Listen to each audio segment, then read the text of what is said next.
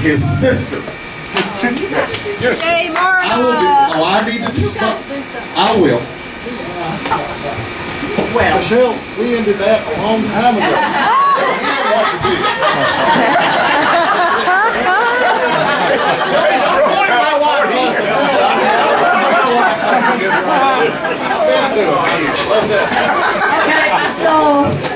okay, so this is a roast, and I was not going to say anything because I have nothing to say bad about my brother. But that's just me. You know, of course. There have been ups and downs. We grew up together. But what I want to say to you, Bob, is as we were growing up, you have always been my guiding light. You have been the one I looked up to, along with our parents and my other brother. I could not have become who I am today without you. And I want you to know that that meant a lot to me as we were children growing up. Now that we're adults and we have had a lot of fun together, that whole relationship has expanded to become, you're not only my brother, but you're my friend. And I treasure that as much as anything that has ever happened to me. You are truly my friend, and I look forward to so many wonderful times together. Thank you, and I love you. That was a great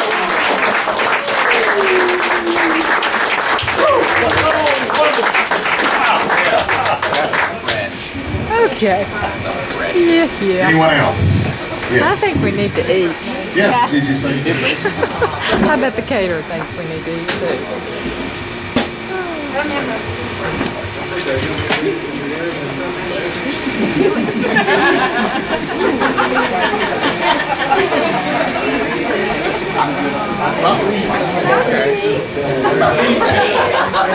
I hate microphones. Can y'all hear me?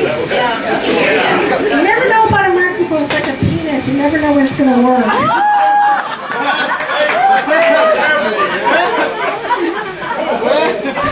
She's from the church. She came from the church. I'm singing tribute. You'll fix the microphone.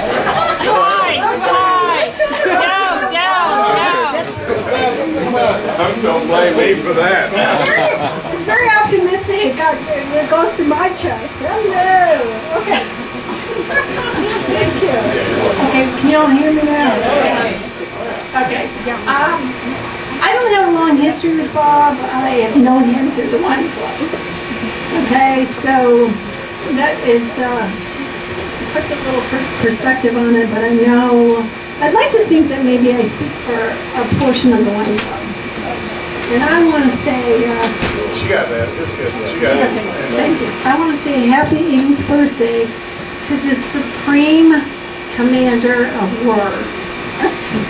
In wonderment, we have witnessed the outcome of your strategic maneuvers as you have commanded your troops with cunning and intellect at a stroke of your pen. Your soldiers march out one by one in perfect formation, or at your directive they spew forth en masse. They wait a minute. Okay. We have held our breath at some of your riskier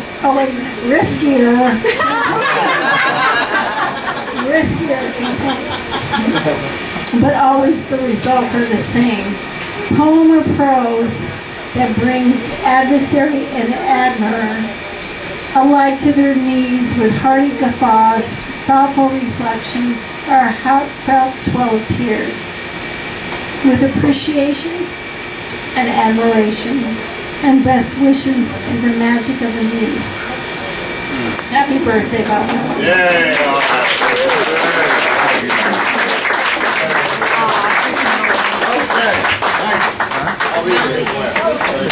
Okay, here's what we're going to do now.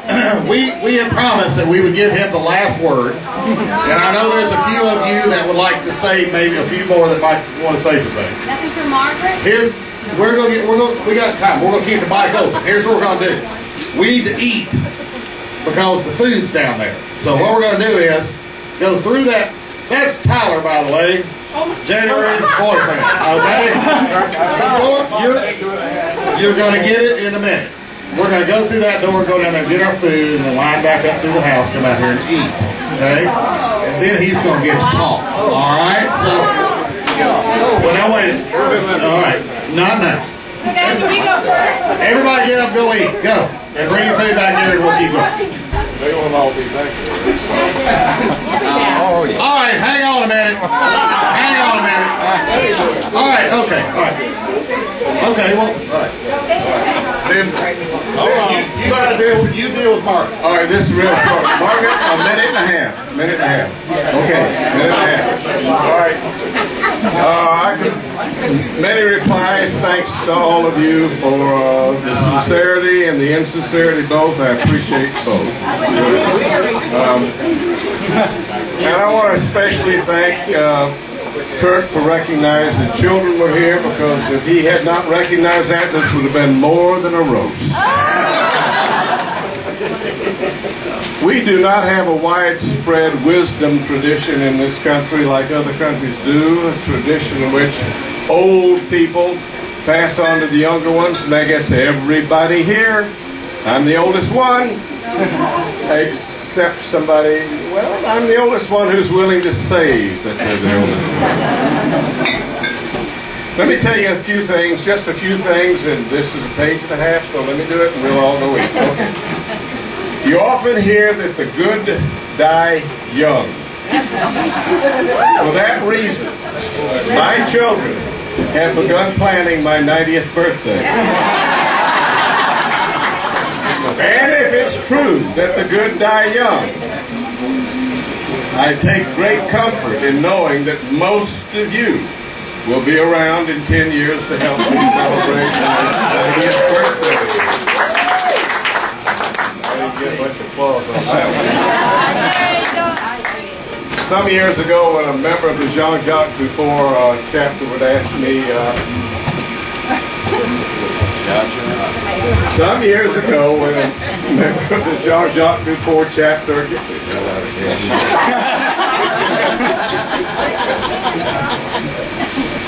How old I am, they were 2 glasses of wine probably down. I'd be happy to tell them. A number of years ago, because honestly I looked a lot younger than my age 10 or so years ago. But and their disbelief would just give me a thrill on the cheek. Yeah. But I don't do that anymore. I can't surprise people anymore, and I just tell them, cut off my leg and count the rings that you want to try.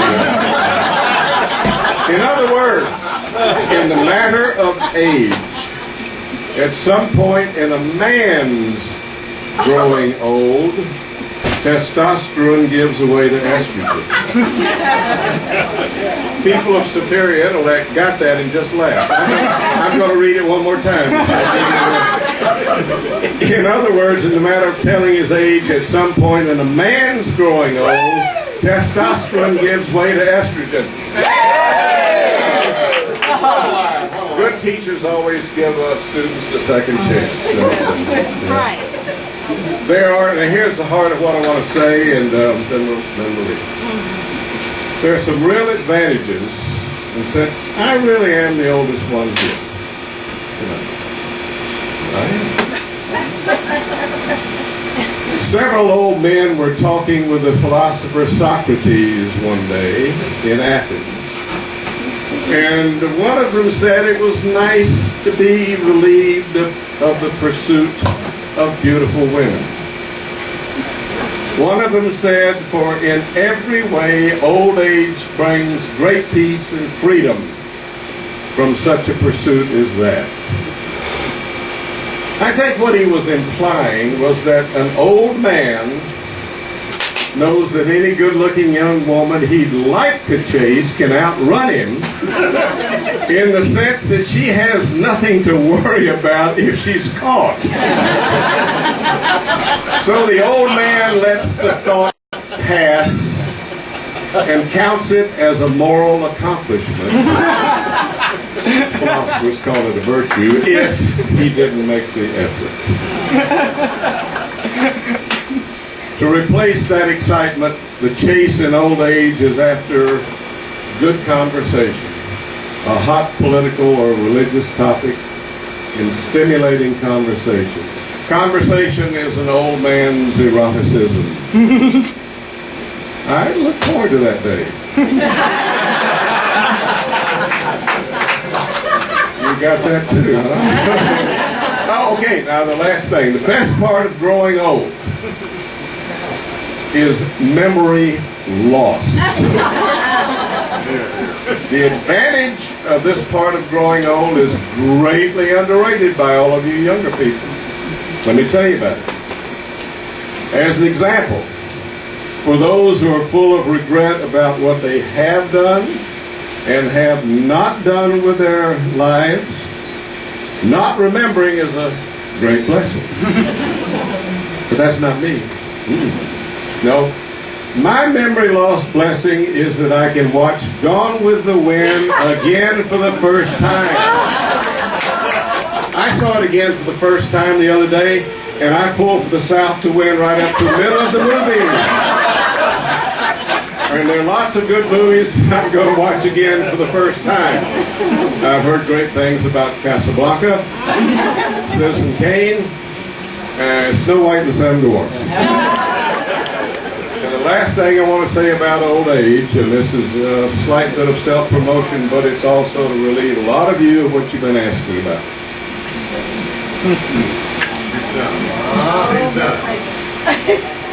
A lot of you have grown old waiting for me to finish Luigi's Goat. I began the novel in Italy 36 years ago when Sybil and I and the girls were on a tour. It sums up what I think about Christianity. I finished the last chapter a few weeks ago. I'm making a quick revision to take out the parts that put some people in a bad light. No, leave those in. Yeah, Leave those in. Maybe even you. Leave those in. Since Luigi's Goat will never be commercially published, it's too long, too radical, has too many big words in it and long sentences, I prepared a little introduction to give to those of you who'd like to decide if you want to read it or not. Now, this is sincere to everybody here. Listen up. Take one of these, read it over. If it doesn't turn you off and you really would like a complete copy of Luigi's Goat, let me know and you'll have one. I'm starting my next novel. It should take only about 20 years. Thanks to everybody. I could say so much. I want to say one thing. Frank, my dear friend Frank, and talk about a conscience of the Department of Philosophy and Religion. Bonnie and Frank, that's conscience. Frank said that he didn't want to take the chairship in 1973. That's when Bain left, in 73. Because it took too much work. I thought you were going to say, Bob Miller proved it didn't. So did we. You'd have been pretty close to the truth. As the poet said, grow old with me, the best is yet to come, and thank you from the bottom of my still beating heart.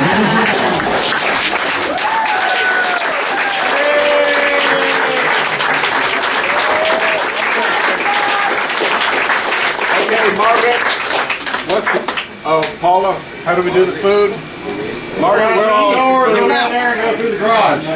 Did she want it through the She garage? said to go through there, yeah. Okay. Okay, Notice the wine bottles. let's go by age.